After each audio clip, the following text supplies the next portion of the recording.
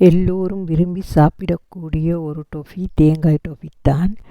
தேங்காய் இன்னைக்கு இருக்கிற விலையில் தேங்காய் டொஃபி தேவையா என்று கூட நீங்கள் யோசிக்கலாம்.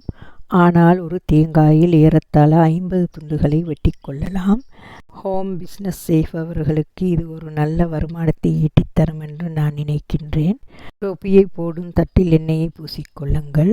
ஒரு தேங்காய் 350 கிராம், 450 கிராம் சுகர் பவுடர், அரை கப் நீர், vanilla 2 teaspoon, colour, margarine 3 tablespoon, தேங்காய் சீனியையும் கலந்து மிக்ஸ் செய்துக்கோங்க.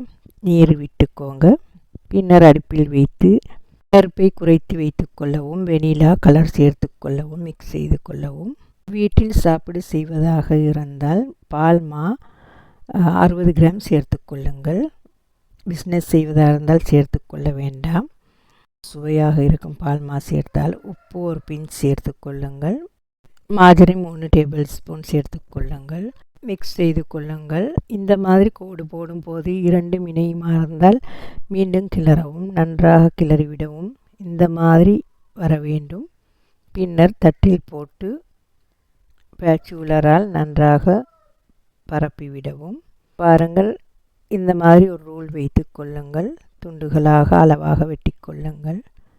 நீங்கள் கண்டிப்பாக ட்ரை பண்ணி பாருங்கள். ஹோம் பிஸ்னஸ் செய்பவர்களுக்கு இது ஒரு நல்ல வருமானத்தை ஈட்டித்தரும் என்று நான் நம்புகின்றேன். நீங்களும் ட்ரை பண்ணி பாருங்கள். வீடியோ பிடித்திருந்தால் லைக் பண்ணுங்கள். தேங்க்யூ.